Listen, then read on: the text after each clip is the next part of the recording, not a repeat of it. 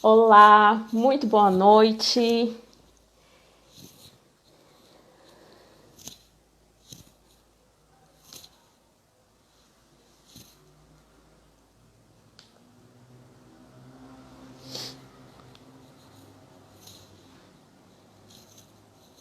Oi, Fábio, boa noite. Dá uns minutinhos para o pessoal ir chegando.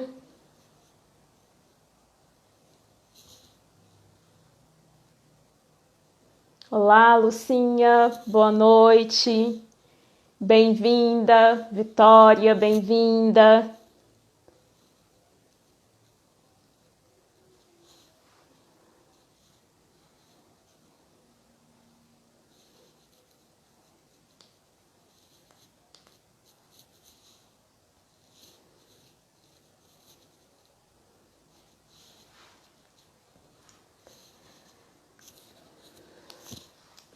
Boa noite, pessoal que já está aqui conosco. Vamos dar início. À medida que o pessoal for chegando, eles podem ir participando. E a live também é importante lembrar que ela fica gravada. Então é sempre possível assistir ela no momento que for mais viável para você. O nosso assunto de hoje é um assunto muito discutido dentro da educação escolar. E é um assunto discutido, mas não profundamente discutido. Fica uma discussão muito rasa, muito superficial, porque é carregada de tabu, mexe com muitas feridas, vem muita opinião pessoal das pessoas. Hoje nós vamos tratar da masculinidade, a figura do homem dentro do magistério, dentro da educação, especialmente educação infantil e anos iniciais do ensino fundamental. Eu não sei vocês, mas eu não, enquanto aluna, enquanto estudante, eu não passei pela educação infantil. Eu já fui direto para o ensino fundamental, que na minha época era bem comum que as crianças não frequentassem educação infantil, algumas crianças. E eu cursei toda a minha trajetória escolar até o ensino médio em 2 escolas públicas, em 2 cidades diferentes, de 2 estados diferentes. E nos anos iniciais do ensino fundamental, que na minha época foi da antiga primeira série até a antiga quinta série, eu não tive a presença de nenhum professor homem. Nenhum. Nem professor de educação física, não existiu essa figura masculina durante essa trajetória escolar. Nos anos finais do ensino fundamental, no ensino médio, na faculdade, nas especializações, no mestrado, o cenário mudou. E eu percebi que quanto mais o nível de escolarização ia subindo, mais professores homens eu encontrava.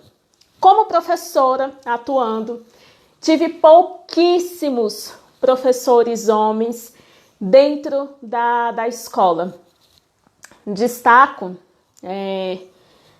o professor Tony, que foi um colega de trabalho, que trabalhou comigo na Escola Estadual Professora Cátia Belém, no município de Araguari, em Minas Gerais.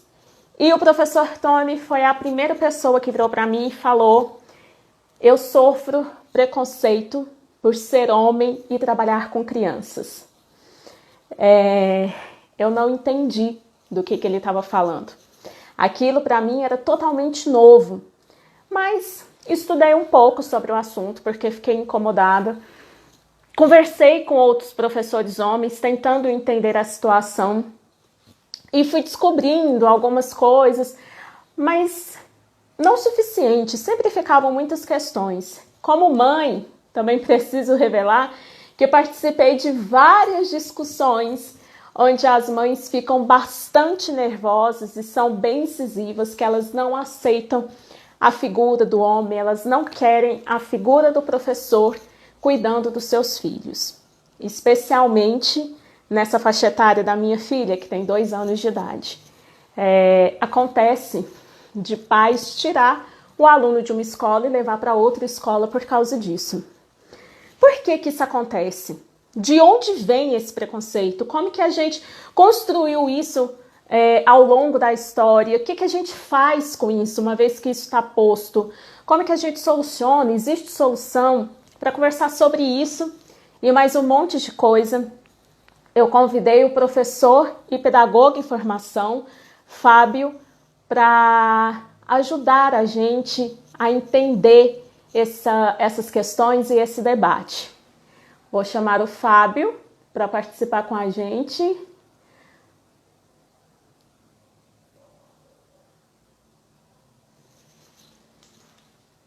Ei.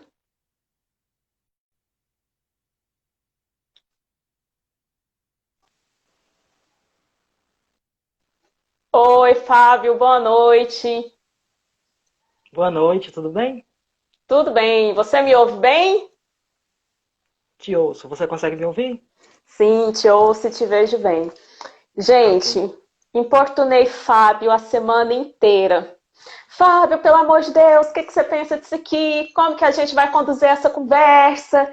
E Fábio, sempre muito solícito, me respondia com muita paciência, com aprofundamento e vinha e tudo, porque a gente quer fazer dessa conversa uma conversa séria, uma conversa muito rica, mas ao mesmo tempo a gente também quer que ela seja bastante respeitosa e inclusiva com todo mundo. A gente quer dar espaço para todas as vozes. E de antemão, Fábio, muito obrigada por tudo, por tudo, por tudo, por tudo, por estar aqui, pela escrita do seu artigo. Fábio, ele é colunista no blog Papo de Pai, é isso mesmo, Fábio? Isso. Ele é colunista e ele escreveu um artigo, e foi a partir desse artigo que eu falei, gente, preciso falar disso, como que até hoje eu não falei disso? Como que até hoje um Eliar não olhou para isso? E aí, Fábio, só uma coisa que eu nem te contei, a gente nunca tinha olhado para essas questões. E aí, quando eu te trago, a gente começa a conversar sobre outras questões que a gente não pode ficar sem olhar. E aí, a gente também vai conversar sobre uma escola e uma educação escolar antirracista. E aí, a gente já tem uma professora que topou, que vai estar junto com a gente, isso tudo por causa do seu artigo. Olha Que como foi ótimo. provocador. Olha como foi provocador. Nos provocou bastante. Fábio, para quem está assistindo a gente, para quem está chegando agora, para quem não te conhece, se apresente para nós. Quem é o Fábio nesse mundo tão machista? Bom, primeiramente, mais uma vez, muito obrigado pelo convite. É sempre bom, né, dialogar sobre esse assunto que a mim é tão caro. É importante lembrar que falar da presença dos homens na educação infantil é sim falar sobre o combate ao machismo e ressaltar que, apesar da gente nesse momento estar voltando o olhar um pouco para a figura masculina e esse preconceito que o homem, por sua vez, também sofre, são as mulheres, né, que não só incentivam, enquanto educador, estar atuando na educação, mas são elas também que sofrem, né, em suma maioria, por esse preconceito, né, que é dirigido sumariamente a elas. Bom, Sim. nesse mundo tão machista, né, que de tantos problemas ainda sofre com machismo, eu sou um homem que, à medida que tenta se desconstruir, se reencontrar, ressignificar alguns aspectos, inclusive acerca do machismo em sua vida, estou buscando me incluir na educação, sobretudo na educação infantil, como forma de mostrar que o homem não só pode, como deve contribuir com a formação das crianças e usar minha voz, minha escrita, a me dirigir não só para esse público, né, mas para a sociedade em geral, para dialogar sobre esse e outros aspectos. Ai, como a gente precisa de mais Fábios no mundo. Obrigada, Fábio. Fábio, para a gente Obrigado. começar, nossa conversa, eu quero que você nos conte histórias, situações desconfortáveis ou de preconceito que você enfrentou dentro desse contexto da educação infantil e tudo, por ser homem, ou que você conhece de pessoas próximas a vocês, seus colegas, outros professores. Conta assim pra gente ter a dimensão do que a gente está falando. Olha, gente, acontece isso e isso não deveria acontecer. Você pode contar algumas dessas histórias pra gente? Claro. Olha, no meu caso, como eu comecei antes mesmo da pedagogia, já no magistério, eu diria que o problema começa quando você diz para a sociedade, para as pessoas ao seu redor, que decidiu cursar e se dedicar à educação infantil, né? O magistério, que ainda hoje é um pouco mais estereotipado do que a pedagogia, Os primeiros questionamentos são: ah, mas você tem certeza que quer fazer esse curso? Não é um curso só para mulheres? Mas você quer de fato atuar na educação infantil? Aí, de repente, você começa a cursar, começa sobretudo no estágio, e começa a te questionar. Mas seu foco é educação infantil? Você não pensa em se dedicar, de repente, à administração escolar ou à supervisão? Como se, de fato, a educação infantil, cuidar das crianças, é que fosse um problema e um lugar que não seria para os homens. E são formas mais sutis, né? Porque ocorrem de maneiras mais diretas também, em que as pessoas dizem: ah, nada contra você, mas eu não acho que seja ideal um homem ocupar esse cargo e tudo mais. Ou exemplos mais crassos, né? Porque apesar de eu estar começando minha carreira docente agora, desde que comecei eu tenho me deparado com essas questões e entrado em conversas com outros homens, inclusive que têm uma carreira docente mais longa que a minha e que experienciaram casos mais graves, desde acusações que, claro, né, seguem em segredo de justiça e tudo mais, mas que, analisando assim, pelo panorama geral, talvez não sejam bem fundamentadas. Há problemas que se atêm nitidamente mais à questão do sexo do que o trabalho propriamente dito. São inúmeros. Eu acho que a gente poderia passar horas aqui só relatando esses casos. Mas eu diria que tem nuances, né?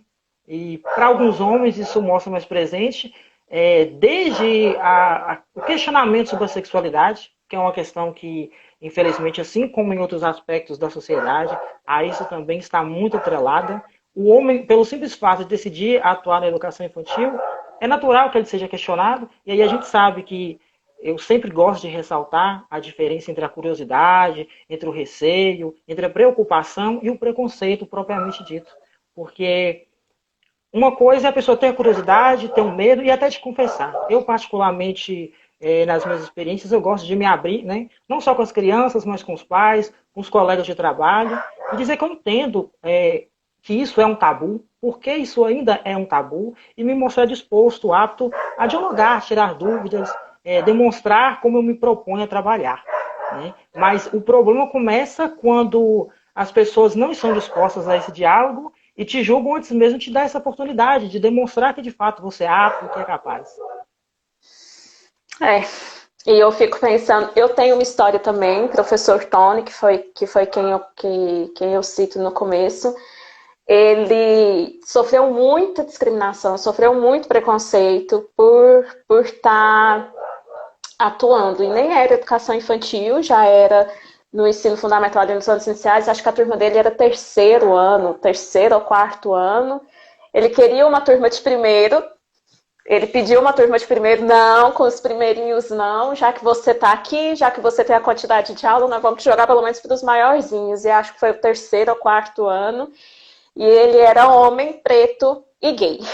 Então ele acumulou um monte de situações, um monte de estigmas que a sociedade tem muito preconceito mesmo. E ele sofreu demais, e foi ele que me elucidou isso. E foi tão curioso, porque a trajetória que ele constrói na escola é belíssima. Ele termina o ano sendo adorado pelos alunos e pela família dos alunos que deram a oportunidade dele se revelar. Porque outros não deram essa oportunidade, mudaram o filho de turma ou mudou o filho de escola e perderam um trabalho excelente que ele desenvolveu. Fábio, curiosidade, quantos colegas homens tem na sua turma? Olha, pensando que eu estou em uma turma que inicialmente se iniciou com 35 alunos, cerca de 6 ou 7 são frequentes e homens. Né? Eu considero um número até grande. Né? Quando eu comecei no magistério, era uma turma de 40 e nós éramos apenas 3. E eu tenho relatos de colegas que são apenas em uma turma, né? Repleta apenas por mulheres. E, por incrível que pareça, na minha atuação, é algo que me surpreende um pouco, em algumas situações, isso varia um pouco de escola para escola, mas esse preconceito, esse questionamento, às vezes ocorre mais por parte de colegas do que dos pais, a depender do perfil da escola. Eu imagino. Eu imagino. Eu acho que eu quero até entrar nisso daqui a pouco. Então, numa turma de 30, tem 6, isso? Cerca de 6 ou 7 frequentes. De 6 ou 7, que dá aproximadamente aí 30 ou 20%, né? Né? Isso, 20%. Me ajuda. Porque a titia aqui não é boa de contas. E quantos professores, homens, tem no seu curso? Olha, quando a gente trata da educação superior, a gente já vê uma diferença e quase que, em alguns aspectos, a depender do período, a quantidade de professores homens pode até ser igual ou superior à de mulheres, né? Mas, no caso, com o meu curso de pedagogia, nem todos os professores são formados na área pedagógica, na área da pedagogia em si. Uhum. São professores, às vezes, de outras disciplinas, mas formados em pedagogia que eu tenho conhecimento são cerca de 13. E aí a gente Uhum. destaca o seguinte, porque apesar de estarem em atuação no ensino superior, em um curso de pedagogia e serem formados em pedagogia, nem todos esses homens que atuam na educação superior têm uma experiência muito próxima com a educação infantil. Né? Então, apesar de ter essa possibilidade de atuar, quando atuaram, ou atuaram de uma maneira um pouco mais indireta, ou não foi por um período tão longo como as mulheres costumam atuar, ou logo destinaram, né, seu foco, sua atuação ao ensino superior. Fábio, por que isso acontece? De onde vem? Quem construiu essas regras do jogo? Que quem vai atuar na educação infantil e nos anos iniciais do ensino fundamental serão as mulheres. E à medida que vai aumentando o grau de escolarização, então ensino médio, ensino técnico, especialização, ensino superior, aí o homem pode inserir. Aí tudo bem a figura do homem. De onde que veio isso? Tem uma origem? Dá para a gente entender? É complexo se a gente julgar simplesmente pelo contemporâneo, né, pelo que a gente vive no momento. Isso é uma questão histórica e pensar que se trata de uma construção social, é, se tratando assim especificadamente do século XIX, a gente sabe que houve um reforço estatal, né? Inicialmente, aqui nos referindo ao final da Guerra Fria, os homens que ocupavam majoritariamente a educação infantil, inclusive a educação infantil, com a expansão do mercado, a industrialização, veio possibilidades de expandir seu leque de atuação. Né? Então, começam a migrar da educação infantil para outras áreas de atuação. Essa lacuna que é deixada na educação Então, infantil. peraí. Então, peraí. Você está querendo me dizer que nem sempre foi assim. Que quem Nem cuidava sempre. dessa educação infantil eram os homens. Dominavam e esse espaço sequer era destinado às mulheres. Isso Olha inicialmente. só. Olha só. E aí, E aí eles migram, né, para esse mercado, deixam essa lacuna na educação infantil. E as mulheres que, mediante o machismo, que já era forte, e a ausência de oportunidades, porque não só é a única opção que inicialmente é dada a elas, como é uma possibilidade, digamos assim, formal, né? Porque o governo começa, vendo a evasão dos homens, começa a criar um discurso de que as mulheres são mais aptas, isso é reforçado pelo Estado. Se a gente data ali por volta de 1830, existe legislação específica do Estado de São Paulo, na formação das escolas normais, em que essa preferência, na hora de preencher os cargos das escolas normais para a formação de professores da educação infantil, é dada às mulheres. Né? Já construindo essa narrativa de que seria obrigação, ou de que elas seriam mais aptas associando isso ao cuidado e ao instinto materno. Daí é bom a gente ressaltar por que isso é visto como uma construção social. Né? As mulheres, apesar de terem talento para outras áreas, a elas foi incumbido inicialmente esse papel. Né? A opção, porque o leque o de homem opções. já estava migrando para outros, já estava conquistando outros espaços. Então Exatamente. Então não se ficou esse trata. vazio aqui, então vem mulher, e é só aqui que você pode ficar. Daí o perigo da gente cometer o anacronismo, né? Porque se a gente pensar que as mulheres são a maioria e imaginar que são elas que impedem a entrada dos homens nesse mercado, é um erro. Inicialmente os homens dominavam esse mercado e elas só tiveram a oportunidade de se adentrar a isso em decorrência da lacuna deixada por esses profissionais masculinos. E hoje, em decorrência do machismo, inicialmente impulsionado inclusive pelos homens, principalmente pelos homens, é que eles têm essa dificuldade de voltar àqueles que desejam, né? Porque há que se considerar também que são pouquíssimos os homens que desejam atuar na educação infantil. Até porque, nossa, aqui muitas coisas, né? Então, primeira coisa, põe na conta do machismo essa exclusão da figura do homem dentro da educação infantil e do ensino fundamental. Então, na realidade, o que os profissionais que tentam ingressar nesse mercado enfrentam, esse preconceito, essa exclusão que eles enfrentam, é uma construção histórica machista. E aí, eu fico pensando nisso também, que aí você fala assim, e hoje poucos são os que querem regressar, poucos são os que querem voltar. E é muito normal, porque da gente compreender isso. Porque essa ideia é muito reforçada de que o cuidado da criança pertence à mulher, né? Apenas à mulher. A gente tem um exemplo claro aqui para a gente pensar nas licenças, né? A licença maternidade, ela vai de 4 a 6 meses. A paternidade vai de 2 dias. Não, acho que agora aumentou. Acho que agora é de 4 dias a 20 dias. E isso depende muito de onde você está trabalhando, da conversa que você estabelece com essas pessoas. E 20 dias, a gente ainda nem entendeu que o bebê saiu, que o bebê nasceu, que está aqui. É nada, é nada. O homem, o pai, a figura masculina, não participa dessa criação, desses cuidados iniciais, porque é entendido que isso é só da mulher. E também a desvalorização do mercado, porque aí a gente sabe que no mercado profissional, todo mercado profissional, mulheres vão receber menos, vão ter menos cargos de chefia. Lá no começo da sua fala, você fala que eu quero trabalhar na educação infantil. Mas como gestor, como diretor? Não, como professor mesmo. Porque os cargos de chefia são destinados aos homens. Então, e aí é muito normal, porque é uma área de atuação, é a área de atuação dentro da educação mais desvalorizada. Tanto em questões salariais, quanto em questões de estrutura, de apoio, de reconhecimento. Existe até um certo glamour quando eu e meu marido somos os 2 professores. E eu sempre gostei mais de trabalhar com crianças e ele sempre gostou de trabalhar mais com jovens e adultos. Mais jovens que adultos. E aí, quando a gente sentava em rodas de colegas, era muito curioso, que aí, você dá aula, onde você dá? E aí ele apresentava onde ele dava aula, e era sempre instituições que trabalhavam com pessoas mais crescidas, e eu apresentava onde eu dava aula, que era sempre pequenininho. Para mim, a sensação era, nossa, tadinho, é difícil, né? Mas você não pensa em trabalhar junto com ele? Não, não penso, não.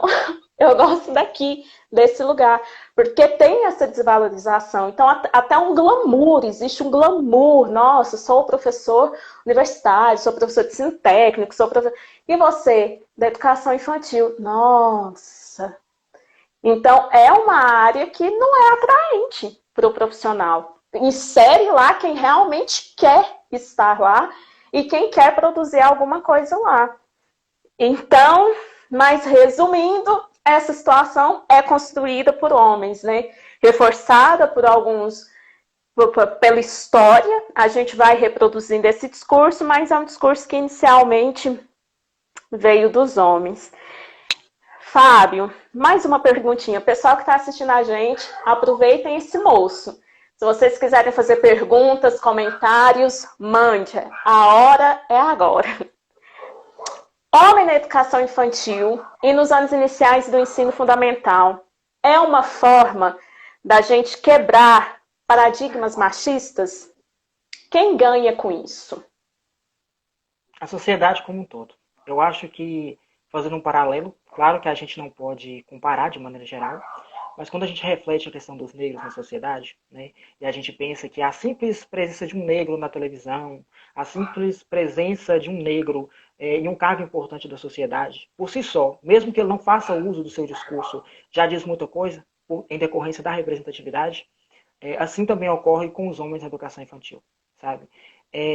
No mínimo, inquietante para uma família, sobretudo na qual o pai é ausente, ao se dirigir à escola, né, se deparar com um professor na educação infantil, porque esse homem que não ajuda em casa, ele pensa, poxa vida, se tem um homem cuidando de 30 crianças, de 20 crianças, 40 crianças, vai depender da turma, por que eu não posso ajudar meu filho em casa, né? Por que eu não posso dar uma assistência? Da mesma forma, a esposa. Poxa vida, tenho um homem à frente da turma na escola e eu tenho um marido ausente que não me ajuda no sentido paternal, né? A gente repensar isso. Quanto às crianças, tanto os homens quanto as mulheres, enquanto crianças ainda, têm uma referência, infelizmente, a gente sabe que é muito vaga da figura paterna.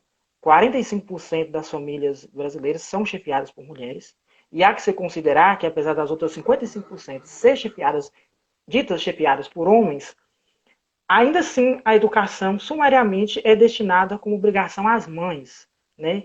Há uma ausência do pai nesse sentido. Quando essas crianças percebem que existe um homem que está disposto a educar na escola, elas começam a pensar, poxa vida, então esse homem também é apto a educar em casa. Por que meu pai não tem diálogos comigo quanto a isso? Porque meu pai não me ensina como a minha mãe, não se preocupa comigo, inclusive no aspecto do cuidado, como a mãe se preocupa. Né? Porque o homem na educação infantil, mesmo que o foco seja educação, em algum momento ele vai se destinar ao cuidado. É inevitável você lidar com crianças e não ter que ater ao cuidado, inclusive ao carinho, eventualmente. Porque a ausência, sobretudo das crianças carentes que chegam à escola, de carinho, muitas vezes, é ainda maior do que a da educação. Com certeza. Amy Pickler também, dessa questão, ela vai dizer que a educação infantil ela parte do vínculo.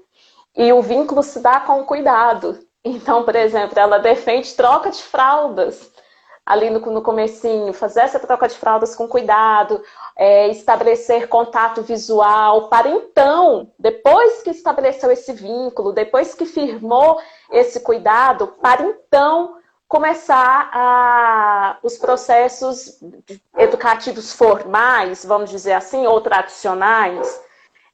Tem uns comentários aqui, eu vou voltar, mas essa questão da representatividade é muito importante mesmo. Então, o homem na figura masculina, ele joga uma lente de aumento para a sociedade ver que não é responsabilidade da mulher exclusivamente educar e formar.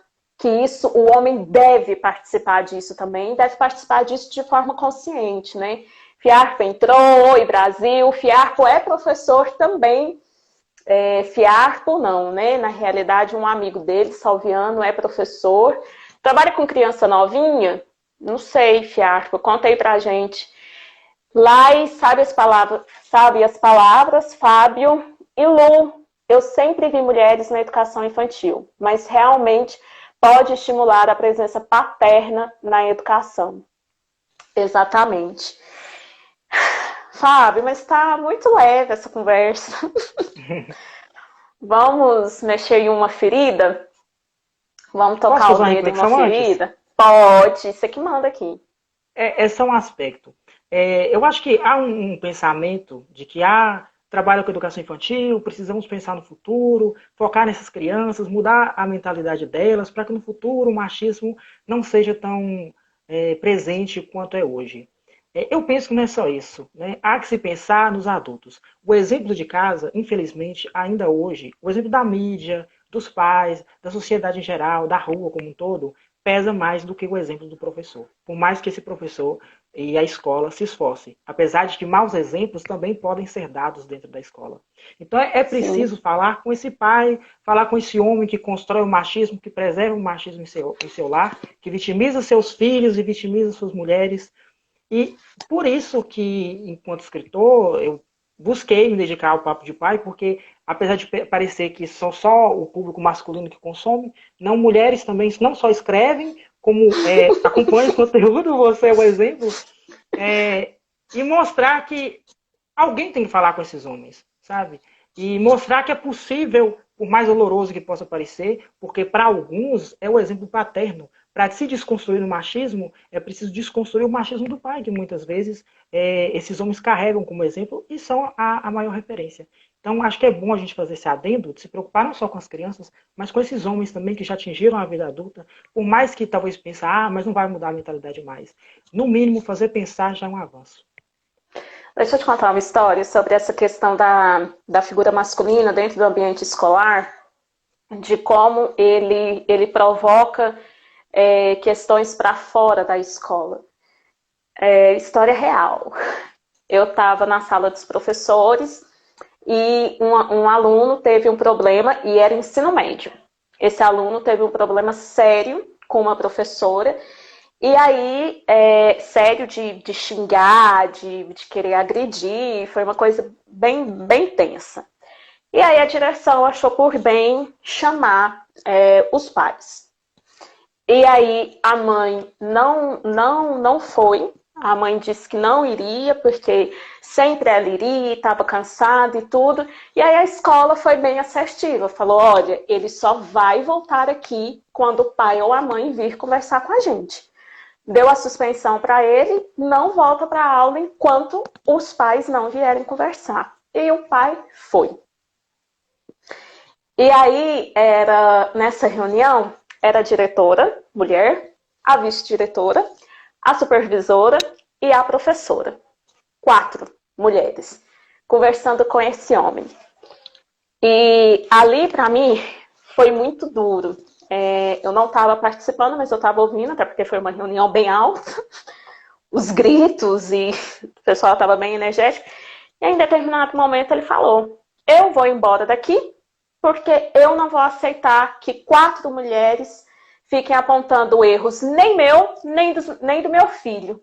Eu vou embora. E ele levantou e foi embora.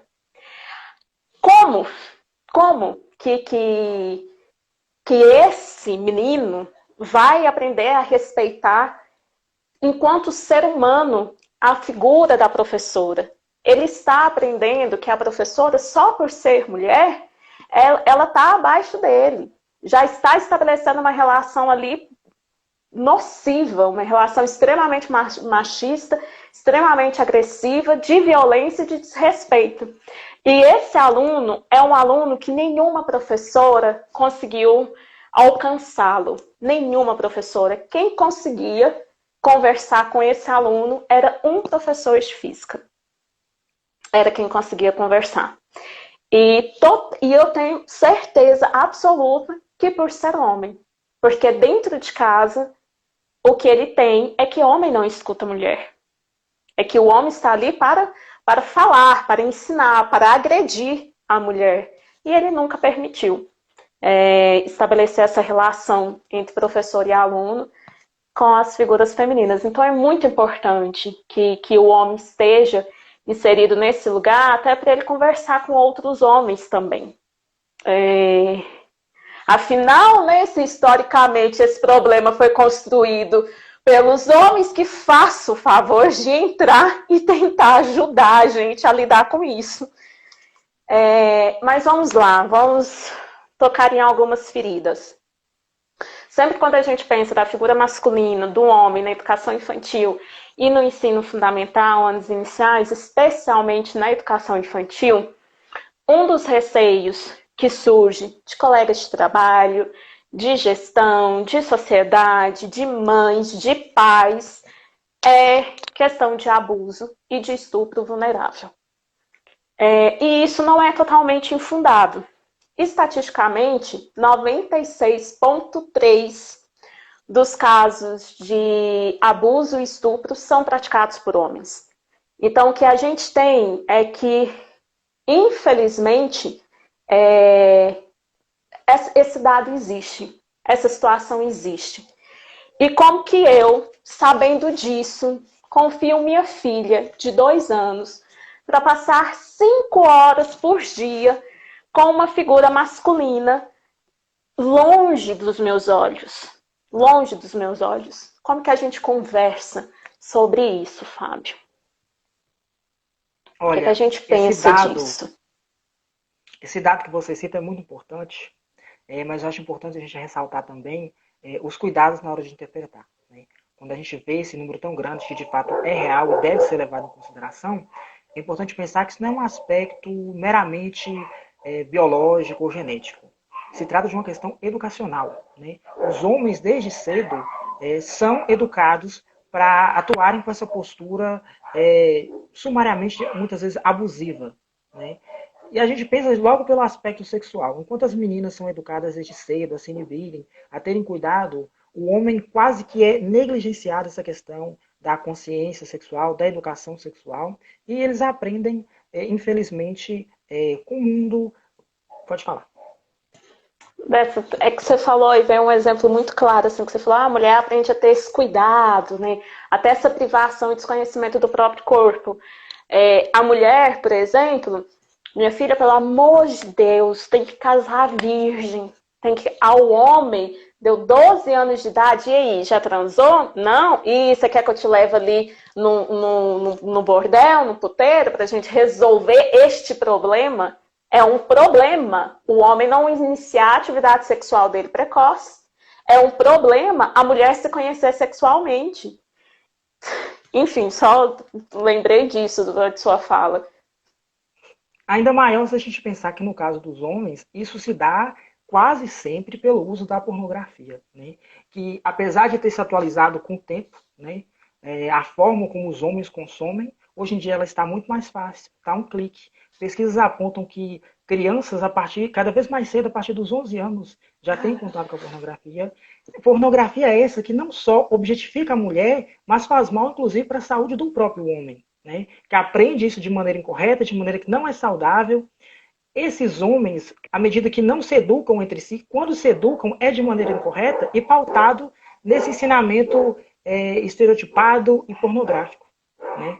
Então, por isso, mais uma vez importante da gente ressaltar a importância desse diálogo da educação sexual, não só dentro das escolas, de dar um cunho científico, específico e especializado sobre esse aspecto, mas em casa também. Porque muitas vezes esse contato dos homens em si ainda hoje se dá pelo exemplo dos pais, né? Os pais que consomem pornografia facilitam o acesso para essa criança, para esse jovem. Pai que dá. E a gente sabe que a pornografia hoje em dia, infelizmente, a gente tem estudos que atestam isso, ela chega a viciar, ela gera transtornos, carências que o homem, mesmo após sua vida casada e com uma única parceira, é indissociável. São traumas que ele carrega para toda a vida. E desconstruir isso é o viver. É entender que tudo que ele aprendeu de maneira incorreta e inconsciente. E por conta disso, ele acaba tendo que culpar também outras referências. Isso muitas vezes é doloroso. Vitória, já vi casos em que os próprios pais apresentam a pornografia para os seus filhos para crescerem lá. Eu já vi demais. Inclusive, eu tenho alguns amigos gays que contam de como eles foram abusados, que a família percebeu, não, ele é gay. E de quanto eles receberam enxurrada de pornografia, de todos os tipos, e eles se sentem, e eles contam e confessam que isso para eles foi uma violação sexual. Apesar de ninguém ter pegado e estuprado, feito alguma coisa, é um abuso sexual muito forte, muito forte, muito forte. E que não tem, né? Mas, Fábio, não fico tranquila, eu fico mais preocupada ainda. Se a gente sabe que essa educação, que essa formação existe, você falou da questão da educação sexual, acho que a gente pode pensar nela daqui a pouco. Mas como então? Como abrir espaço, sabendo que a educação é essa, que o homem é formado dentro desse contexto, como abrir espaço para o homem estar com pessoas tão vulneráveis? Como que a gente faz isso? Só com educação sexual? Mas educação sexual é Daí a importância da gente trabalhar não só com a criança, sabe? Trabalhar com esses pais, mostrar que ela é necessária. Infelizmente, a educação sexual ela não é tão presente nas escolas por conta da resistência das famílias. A gente tem, né, não quero fazer proselitismo aqui, mas a gente tem um governo que demonstra uma certa resistência a isso. A gente precisa expandir a discussão, mostrar que é um aspecto, uma questão de saúde, uma questão científica, pautada em parâmetros que garantam a segurança dessa criança. Porque criança que tem essa consciência e tem noção do que é um abuso, do que é um carinho, isso bem estabelecido, isso garante que ela também não sofra, ou pelo menos diminua a incidência de abuso sexual. Não só em casa, que a suma maioria ocorre nas casas, né, mais de 70% dos abusos, mas também na escola, porque cerca de 30% dos abusos ocorrem na escola. Né? Então, a gente vê a escola como esse veículo importante, mas há que se discutir que esse erro, esse crime pode ocorrer em qualquer ambiente. E o combate, sim, o diálogo, o estímulo à educação sexual deve haver na sociedade como um todo. Sim. Eu fico pensando sobre sobre essa questão, inclusive foi uma conversa que eu tive em uma roda de mães, conversamos sobre a possibilidade da escola abrir para um estagiário, não era nem para um professor, era para um estagiário. E, infelizmente, a educação sexual é vista por muitos como tabu. Sim, infelizmente. E aí, nessa discussão, as mães levantaram, gente, mas e se acontecer isso? A gente sabe que tem mais chance de acontecer estatisticamente, tem mais chance de acontecer com homem do que de acontecer com uma mulher. E aí, uma coisa que eu coloquei na questão é que se eu estou com medo da minha filha, dentro do seu ambiente escolar, sofrer um abuso sexual, esse ambiente não é seguro. Eu penso muito na gente deixar esse ambiente seguro para a criança. O ambiente de educação escolar, o ambiente desse contato, desse primeiro contato, né? Porque a criança ela vai para a escola e antes ela está só no seio familiar. É o primeiro contato dela com outros costumes, com outras formas de ver o mundo, é a escola. E esse ambiente precisa estar muito seguro. Porque se existe a possibilidade de um homem cometer isso nesse ambiente, existe a possibilidade de uma mulher cometer isso, existe a possibilidade da criança sair ferida. Então, eu penso muito que uma forma da gente tranquilizar, bom, esses dados existem, a gente sabe que 96,3% dos casos de abuso e estupro são cometidos por homens e tudo. E minha filha vai ter uma aula com um professor homem, eu penso que uma forma da gente acalmar e permitir, confiar os nossos filhos é pensar a segurança desse ambiente escolar. A segurança desse ambiente escolar em todos os aspectos. Da mesma forma como, por exemplo, a gente vai lá e dá uma fiscalizada nos brinquedos para ver se esses brinquedos estão em bom estado ou se de repente a criança brincar nesse brinquedo ela pode ter uma lesão. Quais que são as medidas de segurança para uma troca de fralda? Como que acontece isso? Onde que isso é dado? Qual que é o procedimento da escola para se relacionar com isso? E aí eu tenho 2 exemplos felizes, assim. A minha filha aqui, ela não existe mais essa escola, mas era uma escola Montessori. E os meninos da educação infantil, da turminha que entrava, a escola, da questão do espaço, um espaço que possibilita um ambiente seguro. A janela da escola, a salinha deles, ela tinha janela de fora a fora e era aberta, então a gente tinha essa visibilidade do que acontecia ali dentro, a gente não entrava dentro do espaço da sala de aula do professor, o espaço era dele, não existia câmeras filmando, nada, mas era visível. Não existia só um professor, jamais as crianças ficavam sozinhas com um adulto.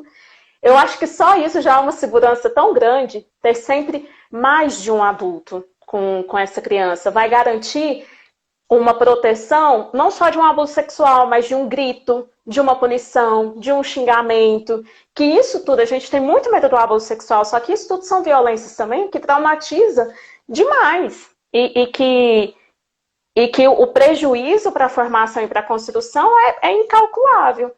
Então, ter sempre mais de um adulto, a escola estar atento, os gestores estarem atentos ao que acontece lá, a gente saber quais serão as atividades do dia. Então, eu acho que criar esse ambiente de segurança é muito importante para a gente pensar não só nisso, mas em tudo, pensar a educação. Esse ambiente ser um ambiente seguro, seguro de quedas, seguro de gritos, seguro de práticas abusivas, seguro de violência sexual, seguro. O ambiente é seguro, independente das figuras que estão passando por aqui. A escola consegue proporcionar esse espaço. Eu acho muito importante a gente ir por aí. Garantir também que a escola se torne um espaço mais aberto, né? A escola brasileira Sim. pública, em geral, é muito fechada, tem muita resistência a esse acompanhamento dos pais. Eu acho que até uma dica para os homens, né, que se dedicam à educação infantil em decorrência de toda essa suspeita, até mais do que as mulheres, proporcionar aos pais que assistam suas aulas, que tenham acesso ao ambiente escolar, que vejam como ele trata a criança, que julguem-o como profissional antes, não só como homem, mas como profissional. Pensar que não é só um homem atuando na educação infantil. É um homem que, apesar de ser homem, também é um profissional qualificado como qualquer outro, né? E está apto a estar naquela área. Sim. É, existe um medo, né? Eu nunca entendi muito bem. E isso vem de colegas homens e mulheres, um medo do Uhum. pai assistir minha aula. Não pode Falta de entrar aqui, segurança. vai falar com fulano. Deixa vir, deixa vir. Tinha nessa escola do professor Tony, mas eu acho que não era, esse aluno não era da turma dele, não. Mas a gente tinha uma mãe que ela entrava na escola e ela não ia embora da escola. Ela ficava ali, depois que as mães iam, ninguém sabe onde. Teve um dia que eu brinquei, que eu falei, gente, tem que esperar lá no banheiro, que eu acho que ela se esconde lá no banheiro. Vamos dar um susto nela, que não sabe. Aí, de repente, do nada, ela aparecia na porta da sala de aula. E estava lá observando há horas, há horas. E alguns professores ficavam muito ofendidos com isso. É, e eu até entendo, assim, porque não era aberto, não era, olha, estou aqui. Ela fazia isso meio que escondida e não é legal. Mas tudo bem, se ela quiser entrar e assistir uma aula e ver, tudo bem. Eu acho que esse caminho também é um bom caminho. Além do ambiente E seguro, essa abrir o espaço presença, para os pais participarem, desde que, claro, não seja uma participação invasiva, não seja uma participação que vá constranger as outras crianças, que vá prejudicar o trabalho que está sendo desenvolvido ali, mas tudo bem, tudo bem. e ela deve ser estimulada até como forma de garantir que a construção ali não está sendo só com as crianças, né? Mas com os pais também. Quem dera Uhum, todos esses pais, essas famílias que ainda preservam conceitos machistas, tivessem acesso ao ambiente escolar e pudessem desconstruir isso meramente acompanhando o trabalho do professor. Né? E uhum. porque aí se torna a educação não só das crianças, e a educação cumpre sua função, que ao meu ver é completa quando se torna um núcleo de encontro não só de professores com alunos, mas da comunidade escolar como um todo. Uhum. A gente falou de educação sexual. É, como? O que é educação sexual? Você vai ensinar as pessoas a fazerem sexo, Fábio? É isso que você está me falando? Que eu não quero que o meu filho aprenda a fazer sexo na escola, não. Eu não quero que ele aprenda, deixa a vida. O que é educação sexual? Como que a gente trabalha com isso? O problema Quando maior que é a a gente gente. trabalha com isso?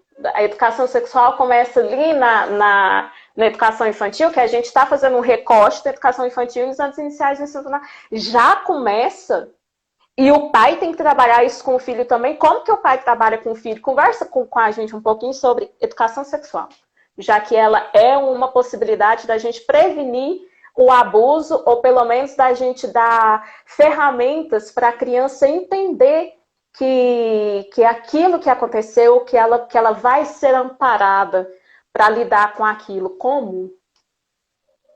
O ideal é que ela inicie em casa, antes mesmo da criança ter seu primeiro contato com a escola. Né?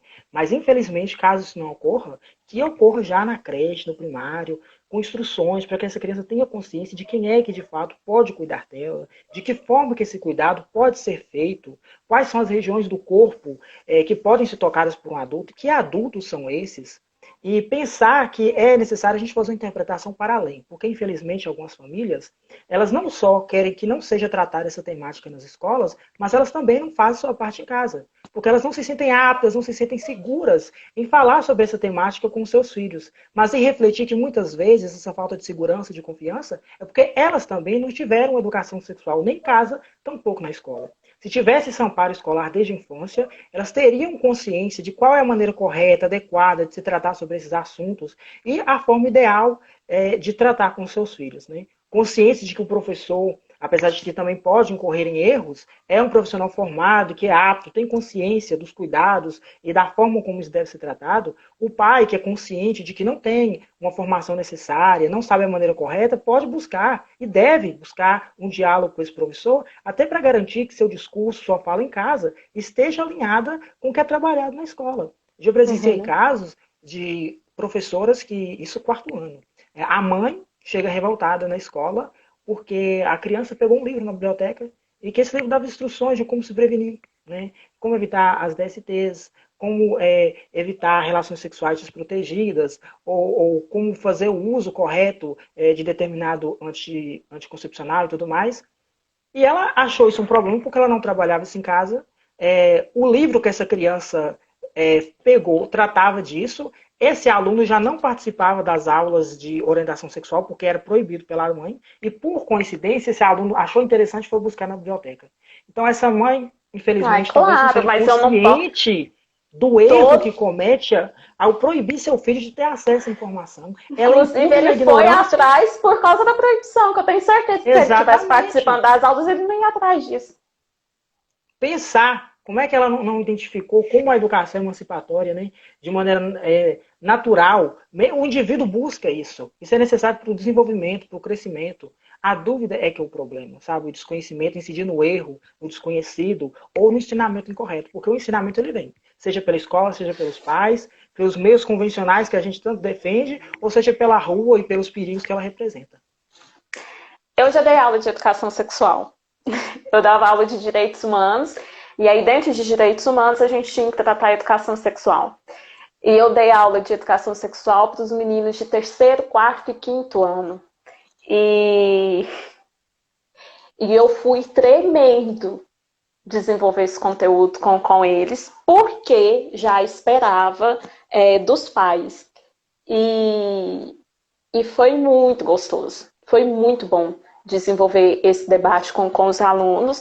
Eu dividi eles, o nosso debate começou e eu dividi eles em grupo meninos e meninas, e aí eu pedi para eles conversarem entre si sobre o que eles achavam e levantar dúvidas do que eles pensavam.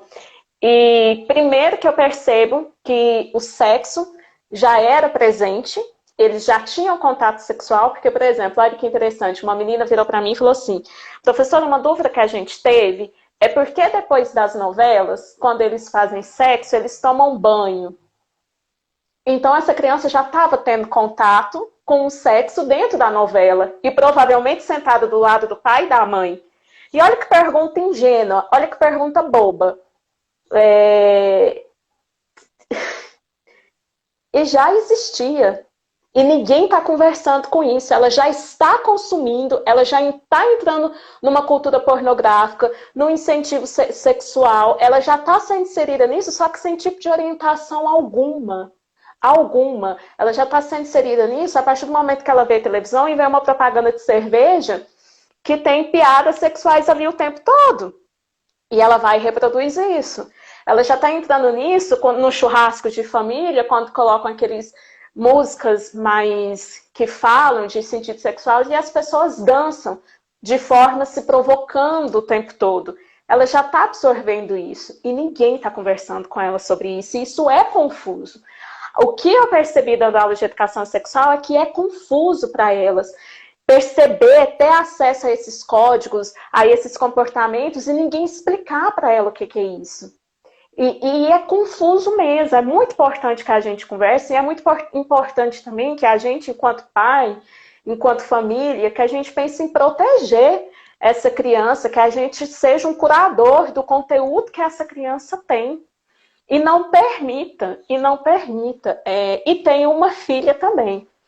E minha filha, a gente trabalha educação sexual com ela desde os 3 meses ali. A gente troca a fralda dela e a gente sempre fala, olha, a gente está passando o algodão aqui, a gente nomeia, é a vagina, é o bumbum, é a perereca. A gente até vi que não é muito bom colocar apelidos. Mas a gente dá os nomes para as partes. A gente está limpando isso aqui porque está sujo e você precisa limpo para não ter doença. Ninguém mais pode limpar. É só o papai, a mamãe e a tia da escola. E é assim que limpa. E essa conversa a gente tem com ela sempre. Troca de fralda, estou trocando fralda. E chega uma pessoa desconhecida para conversar comigo, eu peço para ela se retirar. Porque é um momento que a nudez da minha filha está exposta. E o corpo da criança, o corpo do bebê é muito violado. É muito violado. Ninguém respeita. A gente tem que o tempo estão tocando, estão pegando. Eu vou no supermercado, uma pessoa estranha passa a mão no cabelo e comentam: olha que bunda mais linda, isso não se faz. Pense se fosse um adulto, você não ia se dirigir assim com um adulto, por que você dirige assim com uma criança? É desrespeitoso do mesmo jeito. A gente tem que ensinar, eu sou uma mãe tida chata, a gente tem que ensinar esse respeito ao corpo da criança, tanto para os adultos que estão em volta, quanto para a criança também. Então, tem minha filhinha de 2 anos, ela recebe instruções sexuais desde dos 3 meses. E vai continuar recebendo. E agora a gente começa o desfraude e vamos começar a aprofundar mais ainda nisso. É importante, é importante.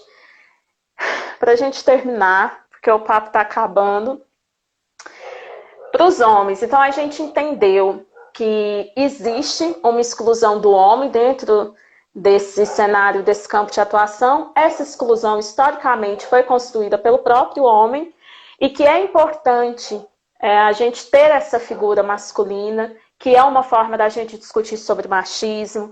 A gente também falou sobre a questão do abuso, tudo. Para a gente finalizar, eu queria que você dissesse para nós, para quem está entrando nesse campo, para quem quer atuar, o que você aconselha para você mesmo e para os outros? Como que a gente lida com isso? Converse, dê conselhos para outros homens que querem atuar, para as professoras mulheres, suas colegas que vão começar a trabalhar com outros homens, para famílias. E aí? Então a gente entendeu que é importante. Mas, por favor, nos aconselhe. Olha, falando primeiro com os estudantes, uma tendência que eu percebo, não só por parte dos homens, mas das mulheres também, é adentrar na pedagogia sem um conhecimento concreto do que se trata a área. Né? Por isso que qualquer área que você vá se esforçar, decidir estudar, é importante pensar primeiro como é que é aquele campo de atuação, quais são as limitações, os empecilhos que o mercado ainda estabelece, não só por gênero, mas por etnia, por comportamento, por grupo social, e tentar identificar comportamentos que seriam, digamos, tidos como mais adequados frente a qualquer empecilho que possa surgir. Né? Quando a gente pensa na questão da família, é reforçar aquela questão de que encontrou um homem, um professor de educação infantil, mostre para o seu filho que é natural, que é um cargo no qual ele pode ocupar, que ele deve se esforçar caso seja do desejo dele, e que isso deve ser estimulado, inclusive, para si. Né? Não julgar meramente pelo sexo. Manter um contato, a escola é e deve ser um espaço de diálogo. Se você tem dúvidas, tem receios, tem críticas quanto ao trabalho, se dirige a esse profissional, seja ele homem ou mulher, esclareça suas dúvidas. Se for até um preconceito que você considerar que deve se construir, se abra. Esse profissional, no seu profissionalismo, se ele de fato for maduro, já entender essa experiência com a qual ele está lidando, pode ter certeza que ele vai saber interpretar e encaminhar isso para a melhor direção. Para as mulheres, o ambiente escolar, claro que a gente tem que avaliar por escolas, né? Mas não só para os homens, para qualquer profissional novo, muitas vezes existe uma certa resistência em aceitar esse profissional, por ele ter pouca experiência, por ele ser novo na área. Há uma dificuldade de compartilhar conhecimento, compartilhar experiências, elas se fecham algumas vezes em seu diálogo e tudo mais, e quando se trata da figura masculina, há determinados assuntos que até em momentos de descontração se tornam um problema, né? Porque para as mulheres tratar de determinados assuntos que seja quanto à sexualidade, né? E aí a gente tem que levar em consideração a sociedade como um todo, por que isso é um tabu? É mais difícil incluir um homem. Então, percebeu que tem um homem profissional atuando na escola, o acolha, né? Mostre o ambiente escolar, dê sugestões, mostre não só um colega de trabalho que está aí disposto a ajudar com qualquer dificuldade profissional, mas demonstre que, para além do âmbito profissional, você pode, de repente, até se mostrar, desenvolver uma amizade, né? E mostrar compreensão para aquele problema, porque a sociedade é mista, né? Os homens, por mais que se esforcem para compreender, jamais vão viver na pele o machismo como as 20, mulheres vivem. 20 Tão pouco segundos para acabar a é nossa isso aí. live. É tanta coisa, é tanto assunto. Se a gente for esmiuçar da maneira como deve ser feito, infelizmente, 10 lives dessas seriam poucas. É pouco. Quem quiser encontrar o Fábio, é @fabio.júnior, né? Também tá no blog Papo de Pai. Gente, beijo, muito obrigada. 3 segundos.